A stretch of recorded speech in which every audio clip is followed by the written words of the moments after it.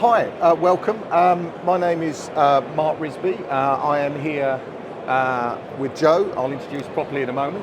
I'm the Managing Director of DigiBox, and here I'm representing AJA. We're the distributor for AJA products in the UK. We're here to talk about IP video, or we're hoping some new stuff about IP video. So Joe is the sales manager working in EMEA for Alternate, who are the company that look after Dante, I think. Absolutely. I was starting with why IP at all.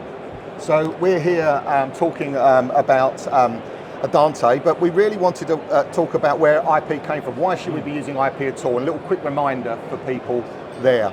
So traditional infrastructure's been around for a while. SDI is 40 years old, maybe 30, 40 years old now. Why use something different? Well, the first thing with traditional video is that we have to have a centralized router. Every source has to go back to the router, every destination has to come from the router. If you've ever tried to expand a router, you know how difficult that is, right? We have to pretty much lift and shift, throw that thing away. Routers also are designed around one type of signal usually. An SDI router won't pass RS422, it won't pass analog audio. You need a separate router for each job. They're format restricted, in other words. And also, they're using industry proprietary hardware. Now, I'm not saying there's no place for it. I'll say at the minute, we're selling an awful lot of 12 gig SDI hardware. It's still really important. The industry still relies a lot on SDI. It's not going anywhere. But is it the future?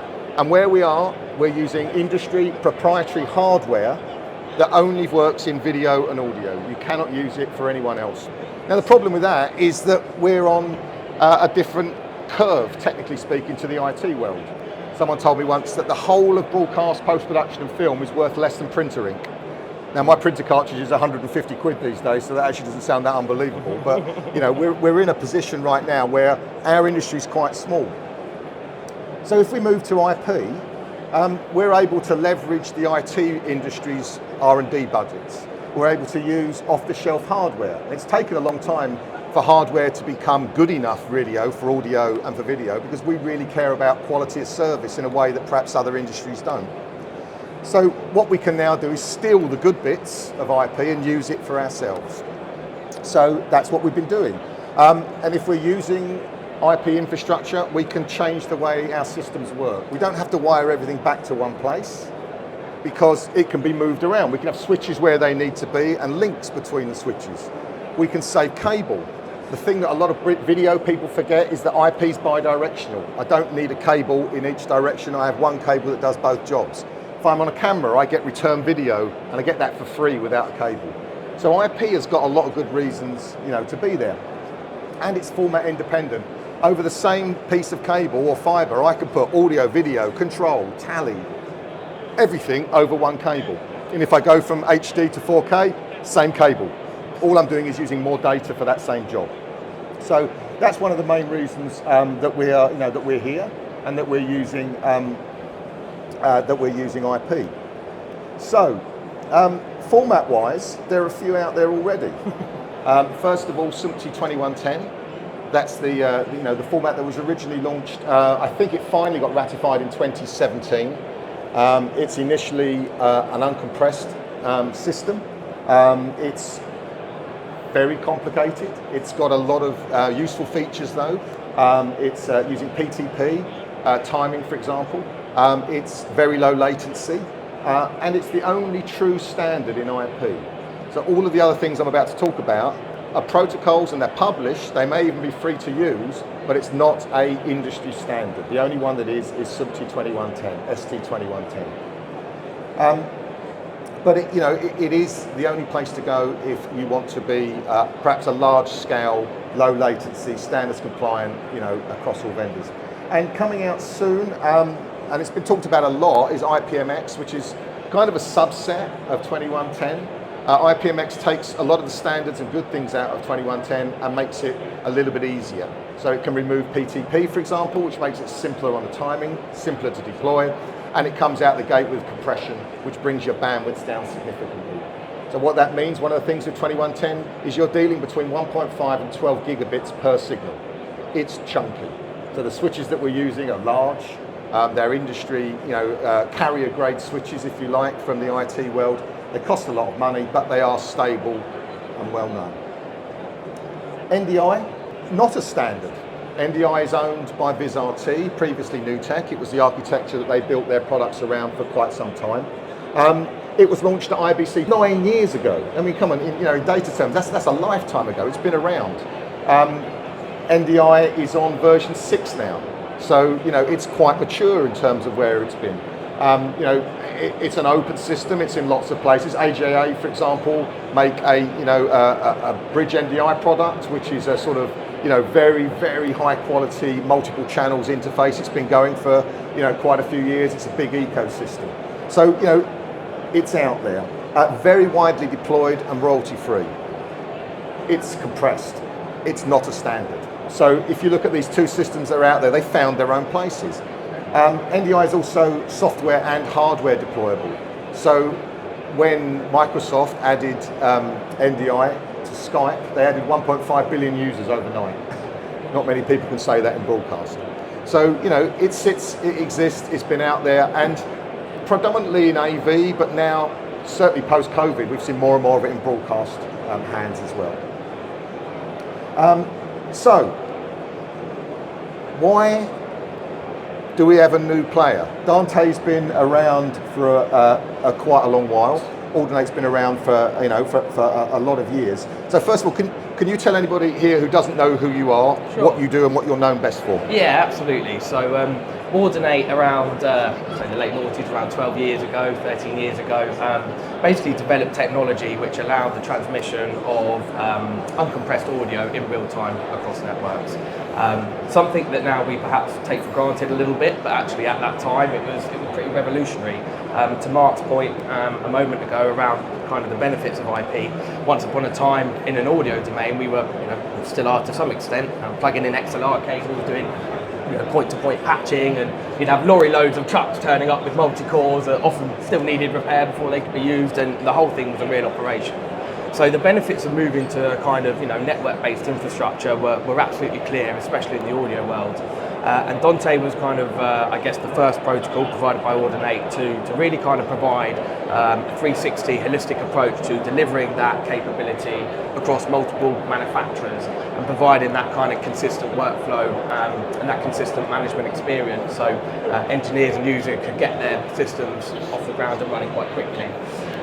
So I think it's kind of continuation of that into video. It's not necessarily about replicating what others have done or saying, we're the best, forget the rest. But it's more about harnessing, I think, the benefits and the value that users have enjoyed with Dante Audio over these last years. So that's things like the ease of management, the ease of discovery, that kind of verified interop between devices, the mature control and management through things like Dante Domain Manager. It's not so much around the transport, obviously that's a really important component of it, but it's about the much bigger picture. Once we've established that transport, then what? How do we manage those systems? How do we scale those systems? How do we hand off between those devices? So I think, as Mark mentioned a moment ago, between the likes of ST2110 and NDI, they absolutely have their place, and you only need to walk around this room here and see where they're hugely valuable. And I think Dante AV isn't necessarily about trying to take anything away, but more about just providing another tool whereby if you are working with a Dante audio system, or you have a Dante audio requirement which also carries video, why wouldn't you want to maintain a consistent workflow? Why wouldn't you want those things side by side? And that has a huge impact actually in terms of not just the convenience to the person running it, but actually down to almost costings. It's no secret, things like budgets and resources and certain institutions are a lot tighter now than they used to be.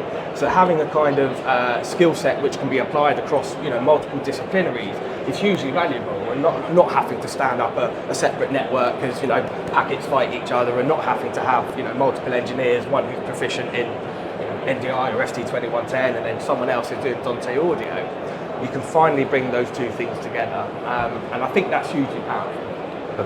I forgot to say, there is a Slido open, which is MPTS 2024. If there are any questions that anyone has, we'll try and pick them up as we go through here.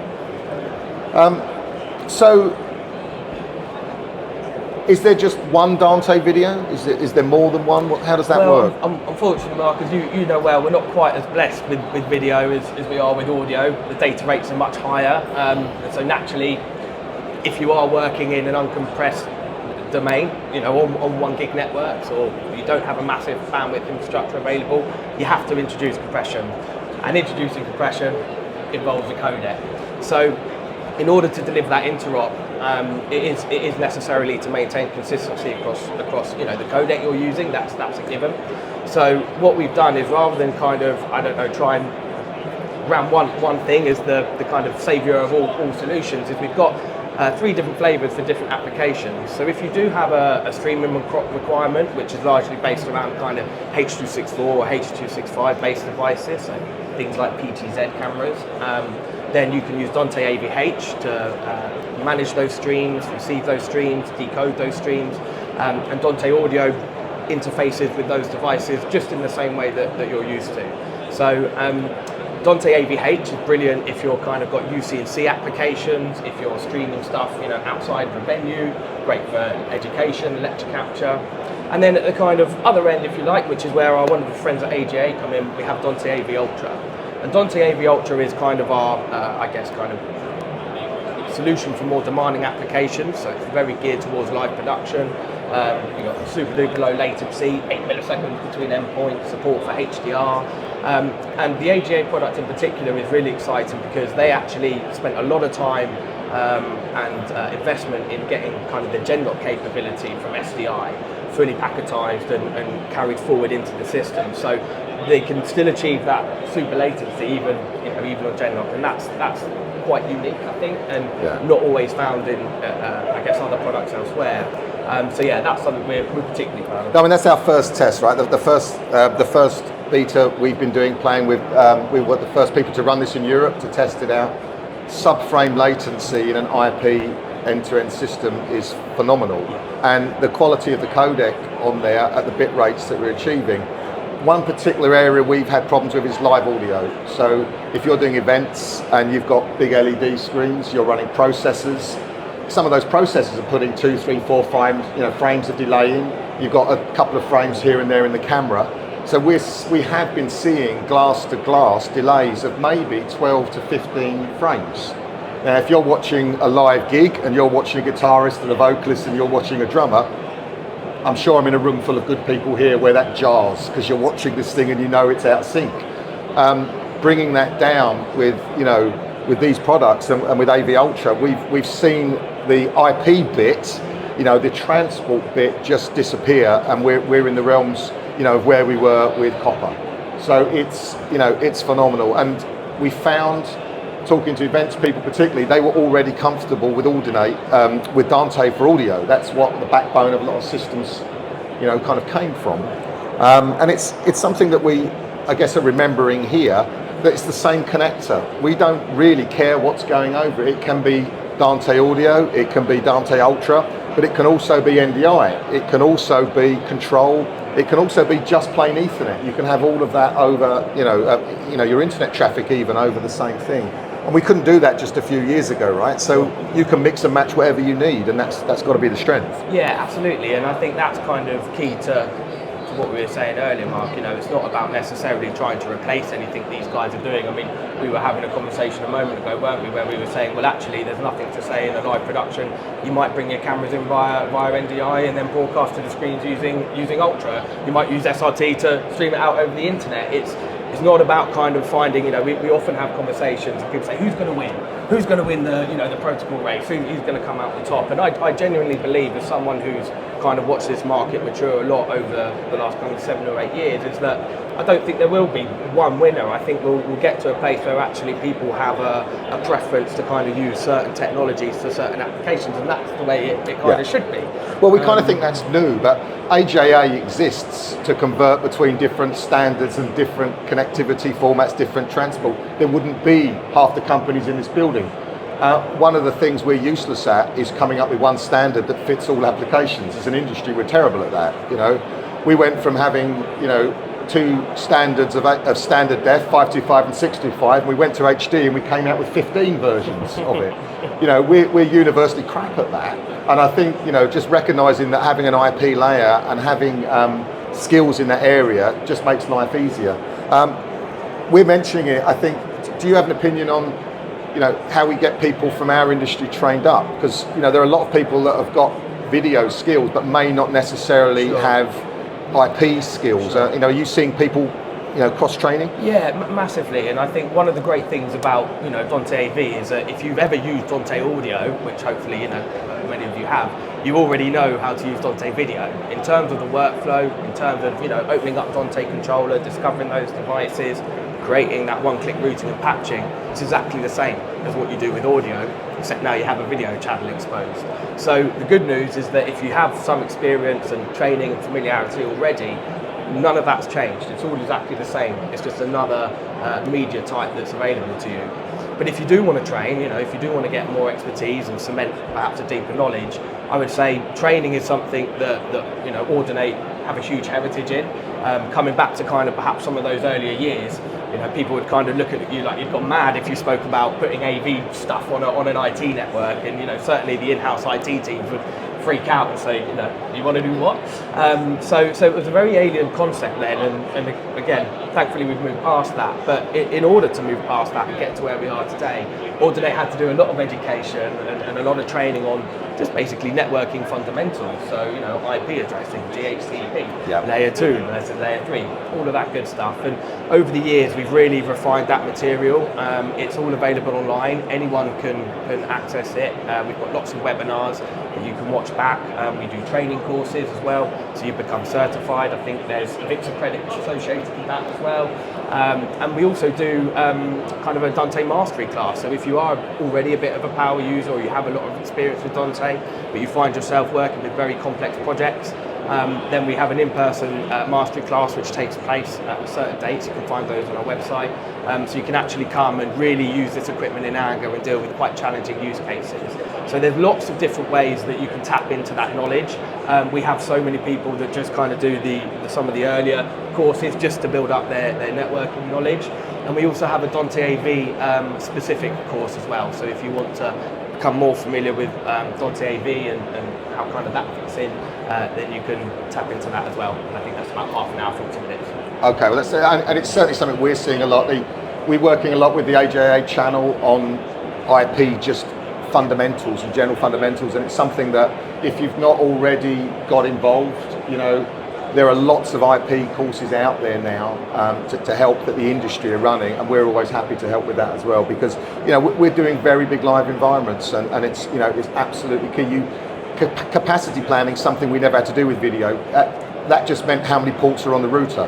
When you've got an IP system, it's really easy just to run out of bandwidth if you haven't done your maths and done your homework. So, you know, we're very, you know, very mindful of that, I would say. In terms of some applications, initially corporate, education are big markets for us. We have a lot of people here at the show looking at those.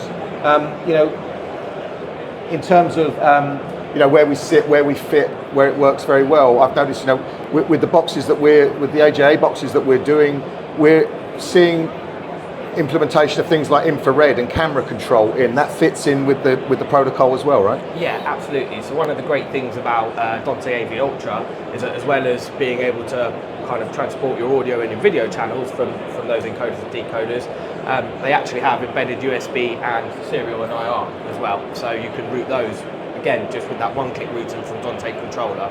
So it's a very quick way of standing up some of these solutions without having to dive into different silos, you know, setting up your camera control separately to your video routing. It's all there in a single layer. Perfect. And I mean, here's a couple of examples that we have up here that's combining, say, things like laptops, you know, bringing in a source live with projectors, with PTZ cameras, and, you know, bringing in streaming. We're now seeing these mixed environments we've talked about. You know, here we're using products like Hilo to stream in, also to do return feeds, you know, over the public internet, as well as doing the local stuff at high bandwidth using the same network. So it's, you know, the world has changed and massively simplified. In these situations, we're also seeing being able to use event spaces. They're cabling that already exists. We're seeing OB trucks move less cable around purely because they just don't need it. They can consolidate into fibre. Houses of worship again, huge market. Massive. So we're starting to see, a lot of applications there. Again, very much in the live music, very similar to live music and events. Yeah, massively. And I think one of the key things to probably highlight around the house of worship, a lot of the time they're run by volunteers. You might have kind of one, resident of technology or head of AV, but a lot of the time it's people doing things in their spare time. And so these are systems which need to be very reliable and quite easy to use, because if a volunteer isn't available one week, it's going to be someone else picking it up. And I think that's where Dante and Dante AV has added a huge amount of value, actually, because coming back to that question over skill set and proficiency, it's something that is very easy to kind of pick up if you've already worked with it. So in terms of managing those resources and those people and skill set, it's a tap into what they've already been doing. They're not having to reskill, they're not having to find alternative solutions. It's all the same as what they used to. No, absolutely, and I think that's worked very well. We're seeing a similar thing, the kind of the video elements that are linked in with AJA. We're using a lot of the same sort of processing styles and engines that people are used to using. It looks like a video product to most people, and that's really key. Large live events, I think this is where the sweet spot seems to be at the minute. These are the people that have really been, absolutely grasping hold of this technology. AJA have just been working on a large event with Rammstein, who are a very visual band. I guess it's metal, very heavy, fire, video screens, and the guys there at Zeros in One, the production team that are running it, have been big users of AJA for a number of years and are moving their events over to IP. Those guys have worked with Madonna, Lady Gaga, Janet Jackson, Bon Jovi, just about all of the big people out there. But Rammstein, they've been using Dante with the AJA boxes in there, 12 cameras. 4-man cameras, 8 robot cameras running, 1080, 60, 40-degree temperatures in the room, running the kit. It's just one of the most aggressive, places to put equipment. And Dante Ultra running on the AJA boxes is the backbone of the video that's working there, capturing every piece of content every night, as well as the play-ins, as well as the lives. I have, more information to share on this. We've got some demonstrations to actually show you how this is working in practice. Together with AJA on the DigiBox booth, which is by the bar. Come and have a look. I can show you some of the Rammstein material. I can show you some footage. I have more presentations to share. I am also available if anyone wants to go through IP. I'd like to thank Joe. Thank you, Marc. I'd like to thank AJA for inviting us here to talk about their products. Please come by and see us. We'll be over on the AJA booth for the next half hour. Come by and we will share as much as we can with you at that point. So thank you very much for being here. Thank you very much.